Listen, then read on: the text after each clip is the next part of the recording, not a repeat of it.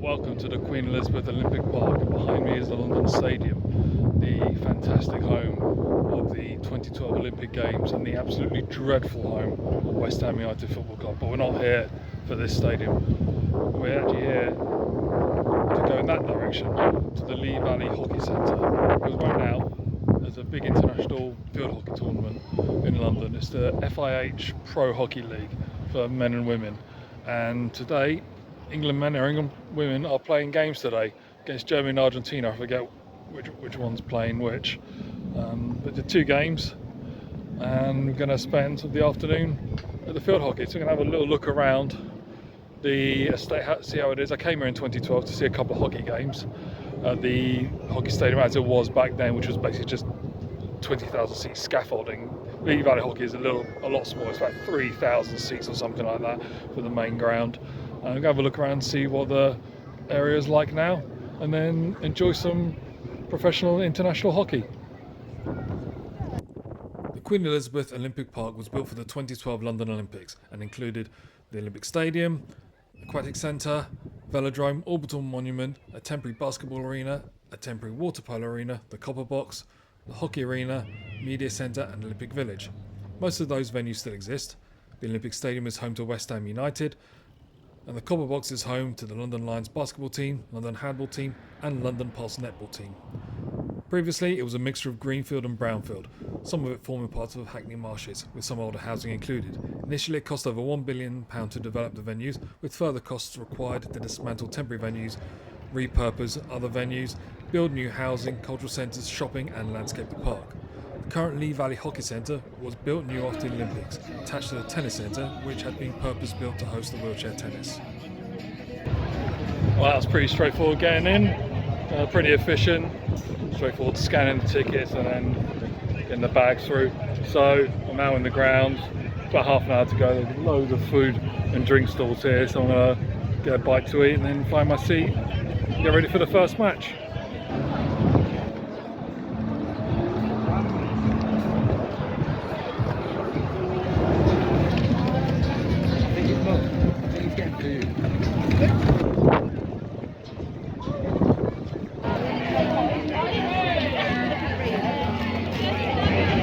So for £11, bacon and sausage baguette, put some sauce, white ketchup and mustard, but on the tip there on the left, firecracker sauce. I'm going to give that heat a bit of a go. So let's see what this is like.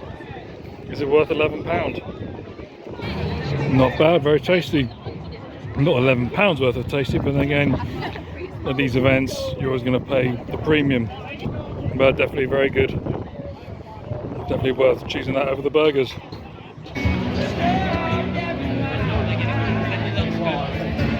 And they serve lager here, Brew Street Tap House Lager, 4%. It says on the sign £6.90, but I just paid £7.30, so not sure there.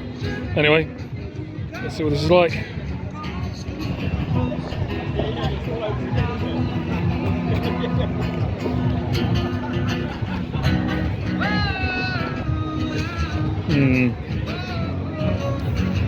Bit of a weak flavour actually.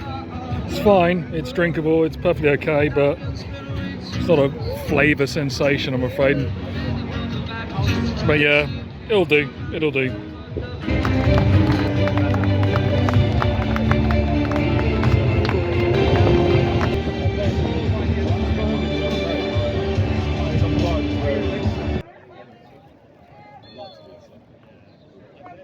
What is the FIH Pro Hockey League? These are annual leagues competed by men's and women's national teams in a round-robin format, with the teams with the best record crowned champions, so no championship playoffs or finals. It replaced the one-season hockey series, which was a replacement for the short-lived World Hockey League, which played 3 seasons in 2012-13, 2014-15 and 2016-17. The goal is to raise the profile of hockey, field hockey as North Americans are so fond of calling it, by increasing the amount of top-level international hockey played every year, other than the Olympic Games and the World Cups, both held every 4 years. Obviously, money is a big thing too, as the extra competition, sponsorship and media coverage bring in more revenue for the FIH and national organisations, as well as increasing professionalism among players and coaches. For years, the sport has relied heavily on the Summer Olympics, so this competition is aiming to raise the profile of the sport beyond that once every 4 years event, and thereby bringing more interest and money to the World Cup, Continental Championships, and even domestic leagues. In the men's competition, the teams for the 2025-26 season are Argentina, England, Belgium, Australia, Netherlands, Germany, Spain, India and Pakistan. In the women's competition, the teams are England, Germany, Netherlands, Belgium, China, Spain, Australia, Argentina and Ireland. The champions qualify for the 2028 Summer Olympics, and the bottom side are relegated to the FIH Nations Cup, with the winners of that tournament gaining promotion. For a couple of years it was widely broadcast on BT Sports, but since that has been taken over by the American broadcaster Discovery and renamed TNT Sports, there has been no TV coverage of the event. Currently it's broadcast on Channel 4's YouTube channel. This isn't the first time I've been to international hockey. I watched a couple of matches at the London Olympics, Argentina versus Germany and USA versus New Zealand, both women's matches. This was in the temporary arena. The Olympic Hockey Arena was a 15,000 capacity temporary stadium that was dismantled after the Games and replaced with the Lee Valley Hockey Centre, which has a permanent capacity of 3,000 that can be expanded to 15,000 with temporary seating.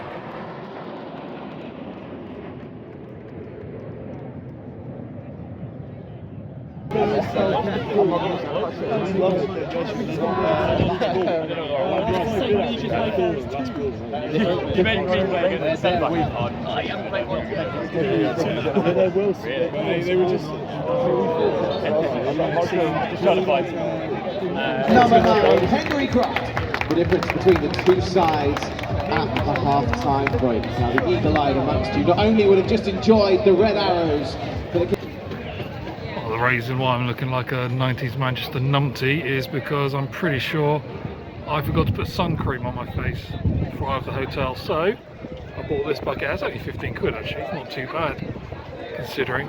So yeah, I won't get too bad now. So the second half is going to start in a few minutes. 1-0 to England, and it's looking good.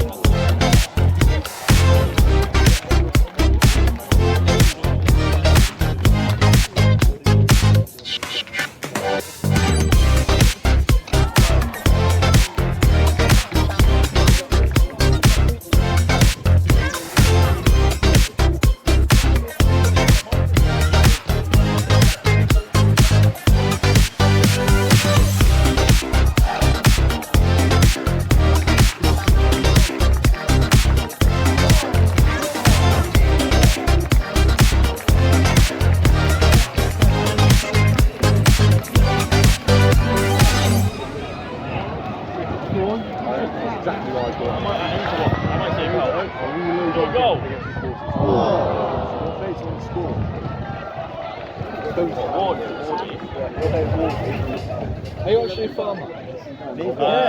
Part-time. Does chores for the pot. It's England 5, Argentina 0.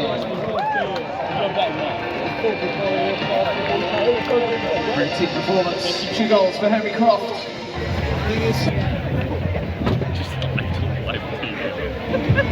Well, that was a pretty emphatic win for England, 5-0 in the end.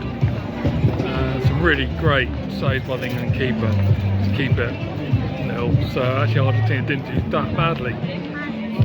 So in a few minutes it's time for the women, England versus Germany. I've got my loaded fries here. Not sure if I get time to get a beer before the match starts, but looking forward for hopefully another emphatic England win. And now, Lee Valley, let's see you make some noise for England!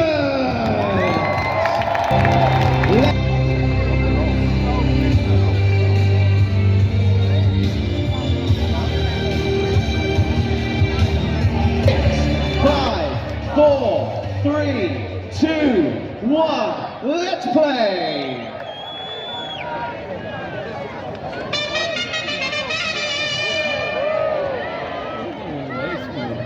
After that superb performance by the England men, could the England women match that against Germany? I did enjoy the men's game, but it's really the women I came here to watch. I'm not actually a big hockey fan. I don't mind it, and used to watch it every now and again when it was on grandstand or the Olympics or Commonwealth Games. Men's sport always gets so much more attention than women's, which means there's much more money available for competing and coaching, which generally means there's more and better competition for the men. It's only in the last couple of decades that some of the bigger sports like football, cricket, rugby union and basketball have seen the women's game catch up to the men's and become generally popular, though they're still very far behind.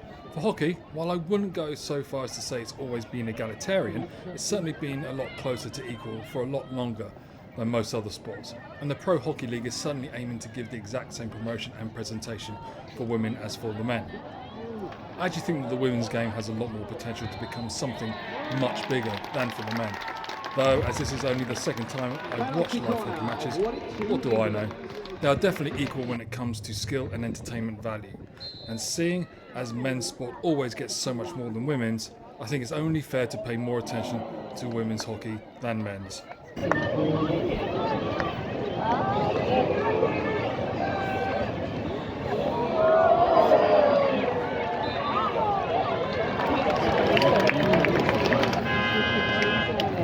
in the first quarter, it's all level. Neither side able to break the deadlock.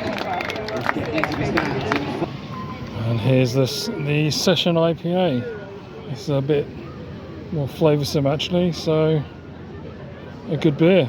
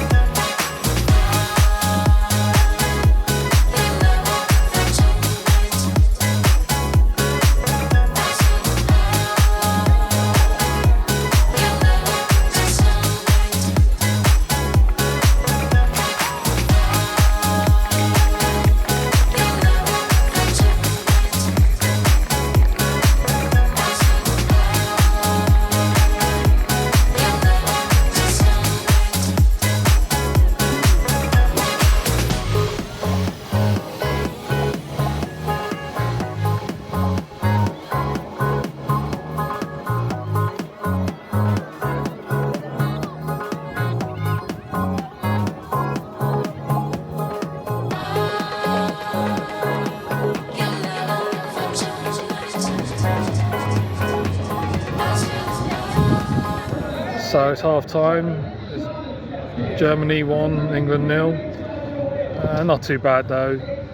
Still whole half to go, and still in the game, so still playing well. So fingers crossed and get the game back. I really actually wanted to come to this specifically for the women's match, because I do feel that with all the, there's been so much development in women's sport, but it's all been developed. It's all been in football, rugby union, rugby league, cricket, basketball. It's all sports where the men dominate. I do wonder if maybe we're missing something here. You've got sports like netball, where you say netball and it's women. With hockey, it's kind of 50-50. I think in America, softball as well is a predominantly female sport, especially at college level. And I just do wonder whether they missed an opportunity to actually have more sports where are high level, commercially lucrative, where the sport is by default female. I mean, think about it. We've got the FIFA World Cup at the moment. It's not called the Men's World Cup. It's the World Cup. The Women's World Cup is the Women's World Cup. And you can say, oh well, maybe FIFA should change it to the Men's World Cup. But the thing is, that's kind of what people think. Even women think that. With netball, we always think netball, automatically think women players, not sort of men's netball, women's netball. It's just netball or men's netball, and there is men's netball out there. So I just wonder if we're missing a trick here. Maybe we should be promoting these sorts of sports. And also, I'm not saying we shouldn't be giving women a chance in football, and we shouldn't be providing those high level opportunities. But you also got to think that these women's football clubs, for example, they're all sort of Arsenal, Man United, Chelsea. They're not their own clubs. They used to be things like Doncaster Bells. Now not anymore. They're all affiliated to men's clubs. Whereas here you actually have independents. The Women's English Hockey League, for example. I think there are serious some clubs, but there's also a lot of clubs that are just the women's clubs, rather than the women's club from the men's club or whatever. So yeah, I just want. I think we're missing a trick here, and we should actually be focusing a lot more on these sports like hockey and netball and softball and whatever as well. So that when we think about these sports, we think primarily about the women and not the men's game and the women's game as a secondary. We'll see. Maybe I'm being controversial, but I don't know. I just think sport like hockey and netball should actually get a lot more promise than they're getting.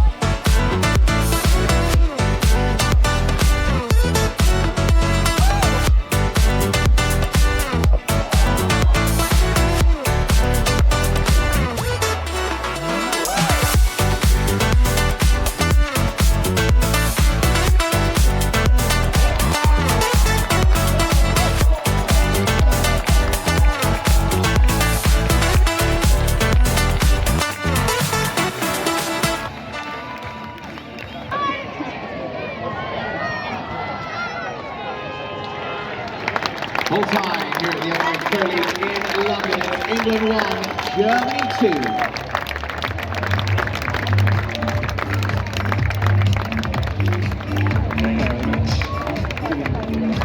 Germany's great spectacle. England men beat Argentina 5-0, the women lost to Germany 2-1. So good result, bad result, but all in all a really good spectacle, really good afternoon out for 80 quid. 2 international hockey matches, really high quality, really good play, pretty excited. I think people are more into the women's game, although to be fair, it was a lot closer. So next year's European Championships are going to be here and at the Twickenham Stoop, West London, so I think you get tickets for that. I think I'll probably just decide wherever the England women are playing, those are the matches I'll get. But right now, it's still a nice sunny afternoon. I'll head back to my hotel, chill out for a bit, and then head out for a few beers. So hope you enjoyed the hockey, and catch you in the next one.